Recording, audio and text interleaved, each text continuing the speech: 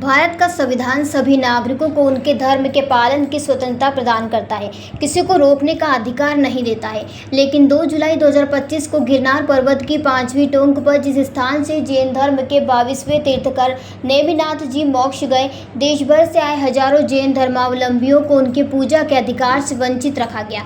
न ही भगवान का जयकारा बोलने दिया, न ही कोई द्रव्य आदि चढ़ाने दिया गया और न ही निर्वाण लड्डू चढ़ाने दिया गया। यहाँ तक कि पुलिस के द्वारा कई स्थानों पर चेकिंग की गई और महिलाओं के साथ भी अभद्रता की गई, जबकि भारत सरकार के पुरातत्व सर्वेक्षण विभाग तथा गुजरात राज्य गजेटियर दोनों ने स्पष्ट रूप से यह प्रमाणित किया गया है कि गिरनार की पंचम टोंक मूलतः जैन तीर्थ है। यह केवल धार्मिक या ऐतिहासिक अपमान नहीं बल्कि न्यायिक व्यवस्था के मुंह पर तमाचा है।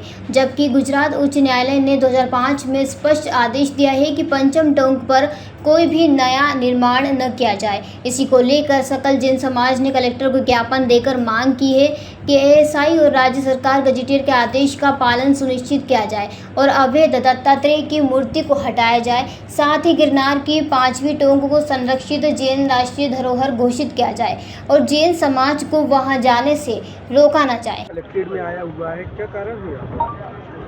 गिरनार जी गुजरात में जूनागढ़ जिले में गिरनार जी जैन तीर्थ है हमारा वहाँ पर, जहाँ से 22वें तीर्थंकर श्री नेमिनाथ भगवान जो हमारे हैं, जो श्री कृष्ण जी के चचेरे भाई थे, वहाँ से मोक्ष गए हुए हैं और साथ में 72 करोड़ 700 मुनि भी मोक्ष वहाँ से गए हुए हैं। वहाँ पर हमारा जो मुख्य स्थान है 5वीं टोंक जो कहलाती है उर्जंतगिरी, उस स्थान पर कुछ असामाजिक तत्वों ने कब्जा कर लिया है और वो वहाँ पर जैन समाज को पूजा पाठ नहीं करने देते। साथ ही जब अभी 2 जुलाई को नेमिनाथ भगवान जी का निर्वाण महोत्सव जब था, भारत भर से 25,000 से ज़्यादा लोग पहुँच गए, तो गुजरात सरकार ने भी उन लोगों का साथ दिया और जैन समाज को वहाँ पर पूजा पाठ करने से रोका। जैसे कि हमारी पूजन में हम अष्टद्रव्य जो चढ़ाते हैं, चावल लाड़ू आदि, उसको नहीं चढ़ाने दिया गया और ना वहाँ पर जयकारा बोलने से तक वहाँ पर प्रशासन ने हमको रोका। इसलिए पूरे भारत वर्ष में आज जैन समाज द्वारा, जैन मिलन आदि सभी संस्थाओं के द्वारा ये ज्ञापन दिया जा रहा है। वहाँ पर हमको विधिवत तरीके से पूजा पाठ का अधिकार जैन समाज को मिलना चाहिए। शिवपुरी से कुलदीप गुप्ता की ये रिपोर्ट।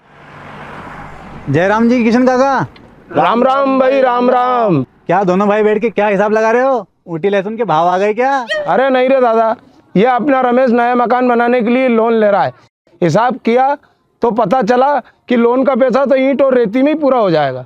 और अभी तो सीमेंट लानी है, सलिया लाना है और तो ठेकेदार को भी पैसे देने हैं। मेरे तो कुछ समझ में ही नहीं आ रहा कि कैसे बनेगा मेरा नया मकान।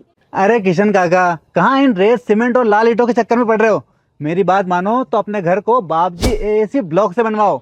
इसमें ना सीमेंट और रेत की जरूरत होती है, ना ही तराई करने की झंझट। और लाल ईंटों के मुकाबले आपका मकान काफी तेजी से बनकर तैयार हो जाएगा। इससे आपके पैसे तो बचेंगे ही, साथ ही मजबूती ऐसी कि सालों साल देखने की जरूरत नहीं।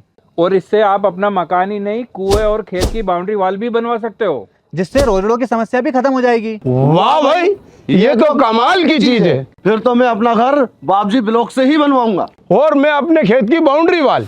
ज्यादा जानकारी के लिए स्क्रीन पर दिए गए नंबर पर अभी कॉल करें। बाबजी एएसी ब्लॉक्स, स्टील से मजबूती।